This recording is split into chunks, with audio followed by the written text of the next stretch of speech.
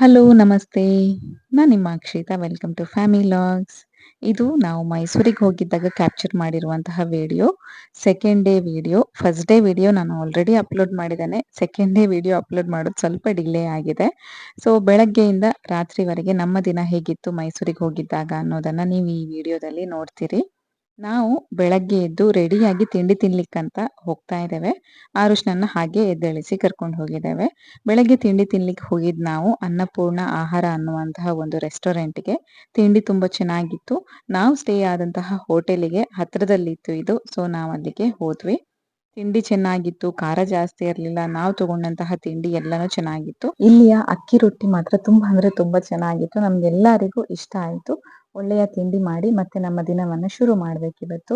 Actually ಇದು ನಾವು ಹೋಗಿದ್ದು ಸ್ವಲ್ಪ ದಿನದ ಹಿಂದೆ ಅಂತ ಹೇಳಿದ್ನಲ್ವಾ, ಅವಾಗ ಚಳಿಗಾಲ ಇತ್ತು. ಚಳಿಗಾಲದಲ್ಲಿ ಕ್ಯಾಪ್ಚರ್ ಮಾಡಿರುವಂತಹ ವಿಡಿಯೋನ ನಾನು ಬೇಸಿಗೆಗಾಲದಲ್ಲಿ ಅಪ್ಲೋಡ್ ಮಾಡ್ತಾ ಇದ್ದೇನೆ. ಸ್ವಲ್ಪ ಬಿಸಿ ಇದೆ, ಅದು ಇದು ಕೆಲಸ ಅಂತ ಹೇಳಿ ಇವಾಗ ಸ್ವಲ್ಪ ಟೈಮ್ ಸಿಕ್ಕಿದೆ ಅಂತ ಹೇಳಿ ಓಲ್ಡ್ ವಿಡಿಯೋನ ಎಡಿಟ್ ಮಾಡಿ ಹಾಕ್ತಾ ಇದ್ದೇನೆ.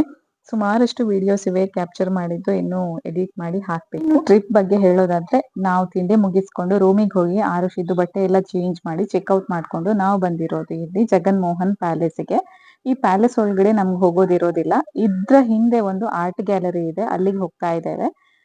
ಈ ಬಿಸ್ಲಿಗೆ ನನ್ಗೆ ಸ್ವಲ್ಪ ಕಷ್ಟ ಆಗುತ್ತೆ. ಮೈಗ್ರೇನ್ ಇರೋರಿಗೆ ಅರ್ಥ ಆಗುತ್ತೆ. ಬಿಸಿಲು ನಮ್ ತಲೆಗೆ ನಮ್ ಕಣ್ಣಿಗೆ ಹೊಡಿಬಾರ್ದು ಅಂತ ಹೇಳಿ ಅದೆಷ್ಟು ಜಾಗ್ರತೆ ಮಾಡ್ಕೊಂಡು ನೆರಳು ಎಲ್ಲಿದೆ ಅಂತ ಹೇಳಿ ಓಡ್ ಹೋಗ್ತೇವೆ ನೋಡಿ. ಅದು ಮೈಗ್ರೇನ್ ಇರೋರಿಗೆ ಮಾತ್ರ ಗೊತ್ತಾಗೋದು. ನಾನ್ ಕೂಡ ಅದೇ ಕೆಟಗರಿಯವಳು.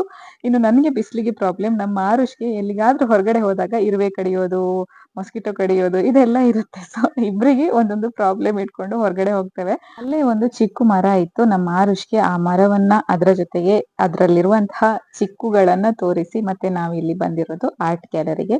ತುಂಬಾ ಚೆನ್ನಾಗಿದೆ, ತುಂಬಾ ಸ್ಪೇಷಿಯಸ್ ಆಗಿದೆ, ತುಂಬಾ ವಸ್ತುಗಳಿವೆ. ಇಲ್ಲಿ ಪಿಕ್ಚರ್ಸ್ ಎಲ್ಲ ಸ್ವಲ್ಪ ಜಾಸ್ತಿ ಇದೆ, ಮತ್ತೆ ಹಳೆಯ ಕಾಲದ್ದು ಕೆಲವೊಂದು ವಸ್ತುಗಳು ಕೂಡ ಇವೆ. ಬೇರೆ ಬೇರೆ ಕೆಟಗರಿಯಲ್ಲಿ ಮಾಡಿರುವಂತಹ ಪಿಕ್ಚರ್ಸ್ ಕೂಡ ಇವೆ. ನಮ್ಮ ಆರುಷ್ಗೆ ಅಷ್ಟೊಂದು ಇಷ್ಟ ಆಗ್ಲಿಲ್ಲ, ಬಟ್ ನಮ್ಗೆ ಇಷ್ಟ ಆಯ್ತು. ನಮ್ಮ ಆರುಷ್ಗೆ ಏನಂದ್ರೆ ಇಲ್ಲಿರುವಂತಹ ವಿಷಯಗಳು ಅಷ್ಟೊಂದು ಅರ್ಥ ಆಗ್ತಿರ್ಲಿಲ್ಲ. ಕೆಲವೊಂದು ಅವನಿಗೆ ಏನ್ ಅರ್ಥ ಆಗ್ತದೆ ಅದನ್ನ ನಾವು ಚೆನ್ನಾಗಿ ಎಕ್ಸ್ಪ್ಲೇನ್ ಮಾಡ್ತಾ ಇದ್ವಿ ಅವನಿಗೆ. ಎಲ್ಲ ವಿಚಾರಗಳು ಅರ್ಥ ಆಗ್ಲಿಲ್ಲ ಅಂದ್ರೂನುವೆ. ಚೆನ್ನಾಗಿರುವಂತಹ ಪ್ಲೇಸ್. ಒಂದ್ಸಲ ನಾವು ವಿಸಿಟ್ ಮಾಡಬಹುದು ಮೈಸೂರಿಗೆ ಹೋದಾಗ. ಆಕ್ಚುಲಿ ನಾವು ಸುಮಾರು ಬಾರಿ ಹೋಗುವಾಗ ನಾವು ಹೋದಂತಹ ಜಾಗಕ್ಕೆ ಮತ್ತೆ ಮತ್ತೆ ಹೋಗೋದಕ್ಕಾಗೋದಿಲ್ಲ ಅಲ್ವಾ. ಸೊ ಆಕ್ಚುಲ್ ಪ್ಯಾಲೇಸ್ ಏನಿದೆ ಮೈಸೂರಲ್ಲಿ ಅದನ್ನ ನಾವು ಈ ಸಲ ವಿಸಿಟ್ ಮಾಡ್ಲಿಲ್ಲ. ಆಕ್ಚುಲಿ ಪ್ರೀವಿಯಸ್ ನೈಟ್ ಹೋಗಿದ್ವಿ, ಅಲ್ಲಿ ಲೈಟ್ ಎಲ್ಲ ಹಾಕಿರ್ತಾರಲ್ವಾ ಅದನ್ನ ನೋಡ್ಲಿಕ್ಕೆ ಹೋಗಿದ್ವಿ. ಬಟ್ ಒಳಗಡೆ ಹೋಗ್ಲಿಲ್ಲ, ಡೇ ಟೈಮ್ ಅಲ್ಲಿ ವಿಸಿಟ್ ಮಾಡ್ಲಿಲ್ಲ ಅರಮನೆಯನ್ನ. ನಾವು ಆಲ್ರೆಡಿ ಒಂದೆರಡು ಬಾರಿ ಅದನ್ನ ಆಲ್ರೆಡಿ ವಿಸಿಟ್ ಮಾಡಿದ್ವಿ ಅಂತ ಹೇಳಿ ಈ ಸಲ ನಾವು ಈ ಒಂದು ಪ್ಯಾಲೇಸ್ ನ ವಿಸಿಟ್ ಮಾಡಿದ್ದು. ಚೆನ್ನಾಗಿತ್ತು, ಒಳ್ಳೆ ಎಕ್ಸ್ಪೀರಿಯನ್ಸ್ ಆಯ್ತು. ಅಂದ್ರೆ ನಮ್ಗೆ ಬೇರೆ ಬೇರೆ ಪ್ಲೇಸಸ್ ನ ಎಕ್ಸ್ಪ್ಲೋರ್ ಮಾಡಿದಾಗ ಆಗತ್ತಲ್ವಾ. ಇಲ್ಲಿ ಬಿಸಿಲು ಮತ್ತೆ ಹೊರಗಡೆ ಬರುವಾಗ ಭಯಂಕರ ಬಿಸಿಲಿತ್ತು.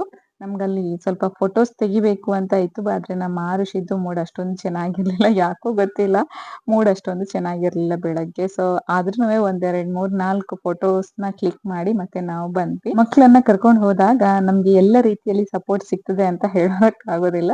ನಮ್ಮ ಆರುಷ್ನನ್ನ ಕರ್ಕೊಂಡು ಹೋದಾಗ ಕೂಡ ನಮ್ಗೆ ಪ್ರತಿ ಸಲ ಒಂದೊಂದು ಏನಾದ್ರೂ ಒಂದು ಎಕ್ಸ್ಪೀರಿಯನ್ಸ್ ಆಗ್ತಾನೆ ಇರುತ್ತೆ. ನಾವು ಅದರ ಜೊತೆಗೆ ಅಡ್ಜಸ್ಟ್ ಹಾಕೊಂಡು ಹೋಗ್ಬೇಕಷ್ಟೇ. ಸೊ ಅಲ್ಲಿಂದ ನಾವು ಮತ್ತೆ ಹೊರಟು ಬಂದು ಇನ್ನು ನಾವು ನೆಕ್ಸ್ಟ್ ಪ್ಲೇಸ್ ಅನ್ನ ವಿಸಿಟ್ ಮಾಡ್ಲಿಕ್ಕೆ ಅಂತ ಹೇಳಿ ಹೋಗ್ತಾ ಇದ್ದೇವೆ. ಇಲ್ಲಿ ಆನ್ ದಿ ವೇ ನಿಮ್ಗೆ ಕಾಣ್ತಿರಬಹುದು ಲೋಕರಂಜನ್ ಅಕ್ವಾ ವರ್ಲ್ಡ್ ಇದೆ ಅಲ್ವಾ, ಅದು. ಆಕ್ಚುಲಿ ನಾವು ಅದಕ್ಕೆ ಇವತ್ತು ಹೋಗ್ಲಿಲ್ಲ, ಯಾಕಂದ್ರೆ ನಾವು ಪ್ರೀವಿಯಸ್ ಟೈಮ್ ಹೋಗಿದ್ದಾಗ ಒಂದ್ಸಲ ಅದನ್ನ ವಿಸಿಟ್ ಮಾಡಿದ್ದೇವೆ. ತುಂಬಾ ಚೆನ್ನಾಗಿದೆ. ಮಕ್ಕಳಿಗೆ ಆ ಪ್ಲೇಸ್ ಅಂತೂ ತುಂಬಾ ಇಷ್ಟ ಆಗುತ್ತೆ. ನಾವು ಅರುಷ್‌ನ ಆಲ್ರೆಡಿ ಅಲ್ಲಿಗೆ ಕರ್ಕೊಂಡು ಹೋಗಿದ್ವಿ ಅಂತ ಹೇಳಿ ಅಲ್ಲಿಗೆ ಹೋಗ್ಲಿಲ್ಲ. ಈ ಸಲ ನಾವು ಚೂಸ್ ಮಾಡಿರೋದು ಐ ಇಲ್ಯೂಷನ್ 3D ಅಂತ ಇದೆ. ಅಲ್ಲಿ ನಾವು 3D ವೇ ಅಲ್ಲಿ ಫೋಟೋಸ್ ಎಲ್ಲ ತೆಗಿಬಹುದು. ಅಲ್ಲಿಗೆ ಹೋಗಿದ್ದು. ಅಲ್ಲೇ ಮಿರರ್ ಮೇಜ್ ಇತ್ತು. ಫಸ್ಟಿಗೆ ಅದಕ್ಕೆ ಹೋದ್ವಿ. ಅದು ಒಂದು ₹50 ಏನೋ ಇತ್ತು ಪರ್ ಹೆಡ್. ಮತ್ತೆ ಆರುಷ್‌ಗೆ ಇಷ್ಟ ಆಗ್ತದಂತ ಇದನ್ನ ನಾವೊಮ್ಮೆ ಚೂಸ್ ಮಾಡಿದ್ದು. ಅಂದ್ರೆ ಮಿರರ್ಸ್ ಎಲ್ಲ ಜಾಸ್ತಿ ಇದ್ದಾಗ ಅವನಿಗೆ ಇಷ್ಟ ಆಗ್ತದೆ ಅಂತ ಹೇಳಿ. ಕ್ವಿಕ್ ಆಗಿ ಆಗುತ್ತೆ. ಒಂದು 5 ಮಿನಿಟ್ಸ್ ಕೂಡ ಬೇಡ ಅನ್ಸುತ್ತೆ ಅಷ್ಟೇ. ತುಂಬಾ ಜಾಸ್ತಿ ತುಂಬಾ ದೊಡ್ಡದಂತ ಏನೂ ಅಲ್ಲ. ನಾರ್ಮಲ್ ಆದಂತಹ ಮೀಡಿಯಂ ಅಂತ ಹೇಳ್ಬಹುದು. ಸ್ಮಾಲ್ ಟು ಮೀಡಿಯಂ ಸೈಜ್ ಅಲ್ಲೇ ಇದೆ. ಇಲ್ಲಿಗೆ ಒಂದು ಅವನನ್ನ ಕರ್ಕೊಂಡು ಹೋದ್ವಿ. ಅಂದ್ರೆ ಅವನು ಇಷ್ಟ ಪಡಬಹುದು ಅಂತ ಹೇಳಿ ಕರ್ಕೊಂಡು ಹೋದದ್ದು. ಓಕೆ ಇಷ್ಟಪಟ್ಟ ಜಾಸ್ತಿ ಎಲ್ಲದಿದ್ರೂನುವೆ ಓಕೆ. ಇದು ಒಂದಿದೆ ಅಂದ್ರೆ ಟನಲ್ ತರ ಇದೆ. ಅದು ರೌಂಡ್ ರೌಂಡ್ ತಿರುಗ್ತಾ ಇತ್ತು. ನಾವು ಅದ್ರಲ್ಲಿ ವಾಕ್ ಮಾಡಿ ಹೊರಗಡೆ ಬರ್ಬೇಕು. ಅಲ್ಲಿಗೆ ಮುಗಿಯಿತದು. ಅದಾದ್ಮೇಲೆ ನಾವು ಹೋಗಿದ್ದು ಇಲ್ಲಿ ಐಲ್ಯೂಷನ್. ಇದು 3D ಫೋಟೋ ಗ್ಯಾಲರಿ. ಚೆನ್ನಾಗಿದೆ. ಟು ಬಿ ಹಾನೆಸ್ಟ್ ಸಿಂಪಲ್ ಆಗಿ ಹೇಳ್ಬೇಕಂದ್ರೆ ಚೆನ್ನಾಗಿದೆ. ಇದು ಹೇಗಂದ್ರೆ ಗೋಡೆಯಲ್ಲಿ ಫುಲ್ ತುಂಬಾ ಡ್ರಾಯಿಂಗ್ಸ್ ಎಲ್ಲ ಮಾಡಿ ಇಟ್ಟಿದ್ದಾರೆ. ಅದ್ರ ಎದುರಿಗೆ ಒಂದು ಪಾಯಿಂಟ್ ಅನ್ನ ಇಟ್ಟಿದ್ದಾರೆ. ಅಂದ್ರೆ ಒಂದು ನೋಟ್ ಮಾಡಿ ಪಾಯಿಂಟ್ ಇಟ್ಟಿದ್ದಾರೆ. ನಾವು ಅಲ್ಲಿ ನಿಂತು ಫೋಟೋ ತೆಗಿಬೇಕು. ಯಾರು ಪೋಸ್ ಕೊಡ್ತಾರೆ ಅವ್ರದ್ದು ಫೋಟೋನ ನಾವು ಆ ಪಾಯಿಂಟ್ ಅಲ್ಲಿ ನಿಂತು ತೆಗಿಬೇಕು. ಆವಾಗ ಆ ಇಮೇಜ್ 3D ಟೈಪ್ ಅಲ್ಲಿ ಬರುತ್ತೆ. ನಾವು ಆ ಒಂದು ಇಮೇಜ್ ಅನ್ನ ಅಲ್ಲಿ ಹೋಗಿ ಎಕ್ಸ್ಪೀರಿಯನ್ಸ್ ಮಾಡಿದ ಹಾಗೆ ಕಾಣ್ತದೆ ಫೋಟೋದಲ್ಲಿ. ತುಂಬಾ ಚೆನ್ನಾಗಿತ್ತು. ನಾವು ಕೂಡ ಕ್ಯಾಪ್ಚರ್ ಮಾಡಿರುವಂತಹ ಫೋಟೋನ ನಾನು ಸೈಡಲ್ಲಿ ಹಾಕಿದ್ದೇನೆ. ನೀವು ನೋಡ್ತಿರಬಹುದು. ಚೆನ್ನಾಗಿದೆ. ದೊಡ್ಡವರಿಗೆ ಮತ್ತೆ ಫೋಟೋಸ್ ಅಂತ ಹೇಳಿದ್ರೆ ಇಷ್ಟ ಇರೋರಿಗೆ ಈ ಪ್ಲೇಸ್ ತುಂಬಾ ಇಷ್ಟ ಆಗುತ್ತೆ. ಚಿಕ್ಕ ಮಕ್ಕಳಿಗೆ ಸ್ವಲ್ಪ ಎಕ್ಸ್‌ಪ್ಲೋರ್ ಮಾಡುವಂಥದ್ದು ಏನು ಇಲ್ಲದಿದ್ರೂನುವೆ ಅವ್ರು ಕೂಡ ಪೋಸ್ ಕೊಟ್ರೆ ತುಂಬಾ ಚೆನ್ನಾಗಿ ಬರುತ್ತೆ. ನಮ್ಮ ಆರುಷ್ ಕೂಡ ಕೆಲವೊಂದು ಚೆನ್ನಾಗೇ ಪೋಸ್ ಕೊಟ್ಟಿದ್ದ. ಎಲ್ಲ ಫೋಟೋದಲ್ಲಿ ಅಲ್ಲದಿದ್ರೂನುವೆ ಯಾವ್ದಕ್ಕೆಲ್ಲ ಕೊಟ್ಟಿದ್ದಾನೆ ಅದಕ್ಕೆ ತುಂಬಾ ಚೆನ್ನಾಗಿ ಪೋಸ್ ಕೊಟ್ಟಿದ್ದಾನೆ. ನಮ್ಗಂತೂ ಇಷ್ಟ ಆಯ್ತು. ಏನಂದ್ರೆ ನಮ್ಗೆ ಒಂದಷ್ಟು ಮೆಮರೀಸ್‌ನ ಕ್ರಿಯೇಟ್ ಮಾಡ್ಲಿಕ್ಕಾಯ್ತು. ಅವ್ರು ಮಾಡಿರುವಂತಹ ಡ್ರಾಯಿಂಗ್ ಕೂಡ ಅಷ್ಟೇ ಬೇರೆ ಬೇರೆ ಕ್ಯಾಟಗರಿಯಲ್ಲಿ ಇತ್ತು. ಸೊ ಯಾರಿಗೆ ಯಾವ ಕ್ಯಾಟಗರಿ ಇಷ್ಟ ಅದನ್ನ ನಾವು ಚೂಸ್ ಮಾಡಿ ನಮ್ಗೆ ಬೇಕಾದ ಹಾಗೆ ಫೋಟೋಸ್‌ನ ತೆಗಿಬಹುದಿತ್ತು. ಹಾಗೆ ಅಲ್ಲಿ ಸ್ವಲ್ಪ ಫೋಟೋಸ್ ಕೂಡ ಸ್ಯಾಂಪಲ್ ಫೋಟೋಸ್ ಕೂಡ ಇಟ್ಟಿರ್ತಾರೆ ಸೈಡಲ್ಲಿ. ಈ ತರ ನೀವು ಪೋಸ್ ಕೊಡಬಹುದು ಅಂತ ಹೇಳಿ. ಹಾಗೆ ಅಲ್ಲಿ ಸ್ವಲ್ಪ ಸಜೆಸ್ಟ್ ಮಾಡುವವರು ಅಂದ್ರೆ ಗೈಡ್ ಮಾಡೋರು ಕೂಡ ಒಂದಷ್ಟು ಜನ ಇರ್ತಾರೆ. ಅವ್ರು ಒಂದೆರಡು ಫೋಟೋಸ್‌ನ ಕ್ಲಿಕ್ ಮಾಡಿ ಕೂಡ ಕೊಡ್ತಿದ್ರು. ಅಲ್ಲಿಂದ ಬಂದು ನಾವು ಊಟ ಮುಗಿಸಿ ಮತ್ತೆ ನಾವು ಬೆಂಗಳೂರಿಗೆ ಹೊರಟಿದ್ದೇವೆ. ಆನ್ ದಿ ವೇ ಒಂದು ಕ್ಯಾಬ್ಸ್ ಅನ್ನ ಸೆಲ್ ಮಾಡೋರು ಇದ್ರು ರೋಡ್ ಸೈಡ್ ಅಲ್ಲಿ. ಅಲ್ಲಿ ಸ್ಟಾಪ್ ಮಾಡಿ ಆರುಷ್‌ಗೆ ಒಂದೆರಡು ಕ್ಯಾಬ್ಸ್ ಪರ್ಚೇಸ್ ಮಾಡಿದ್ದು. ಅವನಿಗೆ ಯಾವಾಗ್ಲೂ ನಾವೊಂದು ಈ ಟೋಪಿ ಮಾರೋ ಒಂದು ಸ್ಟೋರಿ ಇದೆ ಅಲ್ವಾ ಅದನ್ನ ಹೇಳ್ತಾ ಇದ್ವಿ. ಅವನಿಗೆ ಅದು ಎಕ್ಸ್ಪೀರಿಯನ್ಸ್ ಆಗ್ಬೇಕಿತ್ತು. ಹೇಗೆ ಕ್ಯಾಬ್ ಸೆಲ್ ಮಾಡ್ತಾರೆ, ಹೇಗೆ ನಾವು ಬೈ ಮಾಡ್ಬೋದು ಅಂತ ಹೇಳಿ. ಅದಕ್ಕೋಸ್ಕರ ನಾವು ರೋಡ್ ಸೈಡ್ ಅಲ್ಲಿ ನಿಂತು ಒಂದೆರಡು ಕ್ಯಾಪ್ ಅನ್ನ ಸೆಲೆಕ್ಟ್ ಮಾಡಿ ಪರ್ಚೇಸ್ ಮಾಡಿ ತಂದ್ವಿ. ಅವನಿಗಂತೂ ತುಂಬಾ ಇಷ್ಟ ಆಗಿತ್ತು. ಹೀಗೆ ನಾವು ಸ್ಟೋರಿ ಹೇಳೋದಕ್ಕೆ ಮತ್ತೆ ಅದನ್ನ ಪ್ರಾಕ್ಟಿಕಲ್ ಆಗಿ ಎಕ್ಸ್ಪೀರಿಯನ್ಸ್ ಮಾಡೋದಕ್ಕೆ ತುಂಬಾ ಡಿಫ್ರೆನ್ಸ್ ಇರುತ್ತಲ್ವಾ. ಸೊ ಅಂಥದ್ದೆಲ್ಲ ಚಿಕ್ಕ ಪುಟ್ಟ ವಿಷಯಗಳನ್ನ ಅವನು ಕೂಡ ಎಕ್ಸ್ಪೀರಿಯನ್ಸ್ ಮಾಡ್ಬೇಕು ಅಂತ ಹೇಳಿ ನಮ್ಮಿಂದ ಏನ್ ಸಾಧ್ಯ ಆಗ್ತದೆ ಅದನ್ನ ಸಿಂಪಲ್ ಆಗಿದ್ರೆ ಅದನ್ನ ಅವನಿಗೆ ಎಕ್ಸ್ಪೀರಿಯನ್ಸ್ ಮಾಡ್ಲಿಕ್ಕೆ ಚಾನ್ಸ್ ಕೊಡ್ತೇವೆ. ಸೊ ಅಲ್ಲಿಂದ ಮತ್ತೆ ನಾವು ಹೊರಟು ಬಂದಿದ್ದೇವೆ. ಬೆಂಗಳೂರಿಗೆ ಹೋಗ್ತಾ ಇದ್ದೇವೆ. ಸ್ವಲ್ಪ ಬಿಸಿಲಿತ್ತು. ಮಧ್ಯಾಹ್ನ ಊಟ ಮಾಡಿ ನಾವು ಸ್ವಲ್ಪ ಬೇಗನೆ ಹೊರಟ್ವಿ. ಆನ್ ದಿ ವೇ ಬರುವಾಗ ಧೀರಜಿದ್ದು ಆಫೀಸ್‌ನ ನೋಡ್ಕೊಂಡು ಮತ್ತೆ ನಾವು ಬಂದ್ವಿ ಮನೆಗೆ. ಆಕ್ಚುಲಿ ಇವತ್ತು ಧೀರಜಿದ್ದು ಬರ್ಡೇ ಇತ್ತು. ಬೆಳಗ್ಗೆ ಮಧ್ಯಾಹ್ನ ನಿನ್ನೆಯಿಂದ ಎಲ್ಲ ಹೊರಗಡೆಯ ತಿಂಡಿ ಆಗಿತ್ತಲ್ವಾ. ಮನೆಗೆ ಬಂದ್ಮೇಲೆ ಮನೆಯಲ್ಲಿ ಏನಾದ್ರೂ ಕೈಯಾರ ಕುಕ್ ಮಾಡಿದ್ರೆ ನನ್ಗೆ ಸಮಾಧಾನ ಆಗುತ್ತೆ. ಸೊ ಎಗ್ ಬುರ್ಜಿ ಹಾಗೆ ಸ್ವಲ್ಪ ಪನ್ನೀರ್ ಮತ್ತೆ ಸಿಂಪಲ್ ಆಗಿ ರೈಸ್ ಇಷ್ಟೇ ಕುಕ್ ಮಾಡಿದ್ದು. ಜಾಸ್ತಿ ಏನು ವೆರೈಟೀಸ್ ಇಲ್ಲ. ಸಿಂಪಲ್ ಆಗಿ ಮನೆಯಲ್ಲಿಯೇ ಕುಕ್ ಮಾಡಿ ರಾತ್ರಿ ನಾವೆಲ್ಲರೂ ಮನೆಯಲ್ಲೇ ಊಟ ಮಾಡಿ ಮತ್ತೆ ಮಲಗಿದ್ವಿ. ಇವತ್ತೇನು ಜಾಸ್ತಿ ಸೆಲೆಬ್ರೇಷನ್ ಎಲ್ಲ ಮಾಡ್ಲಿಕ್ಕೆ ಹೋಗ್ಲಿಲ್ಲ ನಾನು. ಅಷ್ಟೇ ಸಿಂಪಲ್ ಆದಂತಹ ದಿನ ಬರ್ಡೇ ಅಷ್ಟೇ ಆಗಿತ್ತು. ಮತ್ತೆ ನೆಕ್ಸ್ಟ್ ಡೇ ಮನೆಯಲ್ಲೇ ಕೇಕ್ ಮಾಡ್ತಾ ಇದ್ದೇನೆ. ಮನೆಯಲ್ಲೇ ಮಾಡಿರುವಂತಹ ಕೇಕ್ ಸಿಹಿಗೆ ಖರ್ಜೂರ ಮಾತ್ರ ಹಾಕಿದ್ದು. ಸಕ್ಕರೆ ಏನು ಹಾಕ್ಲಿಲ್ಲ. ಎಗ್ ಮಿಲ್ಕ್ ಖರ್ಜೂರ ಅಷ್ಟೇ ಹಾಕಿ ಗ್ರೈಂಡ್ ಮಾಡಿ ಮತ್ತೆ ಗೋಧಿ ಹಿಟ್ಟನ್ನ ಹಾಕ್ತಾ ಇದ್ದೇನೆ. ಮೈದಾ ಯೂಸ್ ಮಾಡ್ಲಿಲ್ಲ. ಮತ್ತೆ ಗೀ ಹಾಕ್ತಾ ಇದ್ದೇನೆ. ಬಟರ್ ಹಾಕ್ಬೋದಿತ್ತು ಆದ್ರೆ ತಂದದ್ದಿರ್ಲಿಲ್ಲ. ಸೊ ಗೀ ಹಾಕಿದೆ. ಮತ್ತೆ ಬೇಕಾದಷ್ಟು ಹಾಲೇ ಹಾಕಿ ಮಿಕ್ಸ್ ಮಾಡಿದೆ. ಇಲ್ಲಿ ಕ್ಯಾರೆಟ್ ತಂದಿತ್ತು. ಇದು ಕೂಡ ಚಳಿಗಾಲ ಆಗಿರೋದ್ರಿಂದ ಸೀಸನ್ ಆಗಿತ್ತು ಕ್ಯಾರೆಟ್ ಇದು. ಸೊ ಕೆಂಪು ಕ್ಯಾರೆಟ್ ಇತ್ತು. ಅದನ್ನ ತುರಿದು ಈ ಮಿಕ್ಸರ್ ಏನ್ ಪ್ರಿಪೇರ್ ಮಾಡಿದ್ದೆ ಅದಕ್ಕೆ ಮಿಕ್ಸ್ ಮಾಡಿ ಈ ಒಂದು ಕನ್ಸಿಸ್ಟೆನ್ಸಿ ರೆಡಿ ಆಗುವವರೆಗೆ ಚೆನ್ನಾಗಿ ಹಾಲು ಹಾಕಿ ಮಿಕ್ಸ್ ಮಾಡಿ ಮತ್ತೆ ಸ್ವಲ್ಪ ಡ್ರೈ ಫ್ರೂಟ್ಸ್ ಎಲ್ಲ ಹಾಕಿ ಅದನ್ನ ಕೂಡ ಕಲಸಿ ಮತ್ತೆ ನಾನು ಇದನ್ನ ಒಂದು ಏನು ಪಾತ್ರೆಗೆ ಟ್ರಾನ್ಸ್ಫರ್ ಮಾಡ್ತಾ ಇದ್ದೇನೆ. ಓವನ್ ಇಲ್ಲ. ಇಷ್ಟು ದೊಡ್ಡ ಕೇಕ್ ಮಾಡುವಂತದ್ದು ಓವನ್ ಇಲ್ಲ. ಸೊ ನಾನು ಕುಕ್ಕರ್ ಅಲ್ಲೇ ಕೇಕ್ ಮಾಡ್ತೇನೆ. ಮಾಡುವಾಗ ಆರಾಮಾಗಿ ಕುಕ್ ಆಗುತ್ತೆ.